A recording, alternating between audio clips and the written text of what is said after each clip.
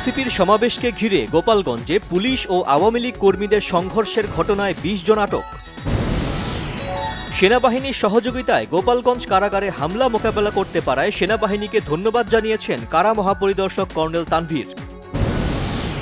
গুজব বা অপপ্রচারে বিভ্রান্ত না হয়ে ধৈর্য ধারণ এবং আইন শৃঙ্খলা বাহিনীকে সহযোগিতার আহ্বান সেনাবাহিনীর।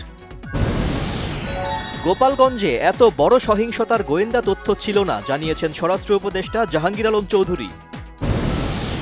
গোপালগঞ্জের সহিংস ঘটনা তদন্তে ৩ সদস্যের কমিটি গঠন। ফরিদপুরে সমাবেশে এনসিপির আহ্বায়ক নাহিদ ইসলাম বলেছেন, রিফাইন্ড আওয়ামী লীগের নতুন ভার্সন দেখছে মানুষ।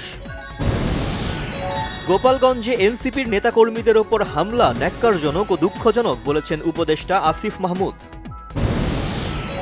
সরকারের নির্লিপ্ততা ও ব্যর্থতার কারণে গণ অভ্যুত্থানের শক্তিকে চ্যালেঞ্জ করছে ফ্যাসিবাদের দোসররা, বলেছেন বিএনপির স্থায়ী কমিটির সদস্য সালাহ উদ্দিন আহমেদ। নির্বাচন পেছানোর জন্যই কি গোপালগঞ্জে রক্তক্ষয়ী সংঘাত, প্রশ্ন বিএনপি নেতা রুহুল কবির রিজভীর। গোপালগঞ্জের ঘটনায় আইন শৃঙ্খলা বাহিনী যথাযথ দায়িত্ব পালন করতে পারেনি, বলেছেন জামাতের সেক্রেটারি জেনারেল অধ্যাপক মিয়া গোলাম পরোয়ার। পুলিশের গুলিতে আবু সাইদ নিহতের পরদিন ১৭ জুলাই কোটা সংস্কার আন্দোলনের ক্ষোভের বারুদ ছড়িয়ে পড়ে চারিদিকে।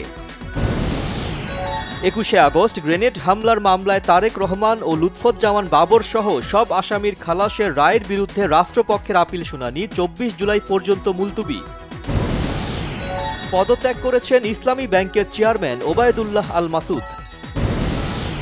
পঞ্চগড়ের ২টি সীমান্ত দিয়ে ভারত থেকে নারী শিশুসহ ২৪ জনকে পুশ ইন করেছে বিএসএফ। ডোনাল্ড ট্রাম্পের অতিরিক্ত শুল্ক নীতির কারণেই যুক্তরাষ্ট্র থেকে বাংলাদেশকে বোয়িং বিমান কিনতে হচ্ছে, অভিমত ফরাসি রাষ্ট্রদূত ম্যারি মাসদুপ্পির।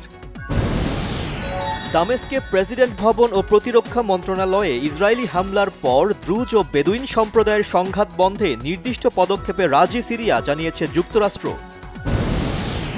ইসরায়েল যুক্তরাষ্ট্রের শিকলে বাঁধা কুকুর মন্তব্য করেছেন ইরানের সর্বোচ্চ নেতা আয়াতুল্লাহ আলী খামেনি। পাকিস্তানের বিপক্ষে টি-20 সিরিজের দল ঘোষণা করেছে বাংলাদেশ ক্রিকেট দল।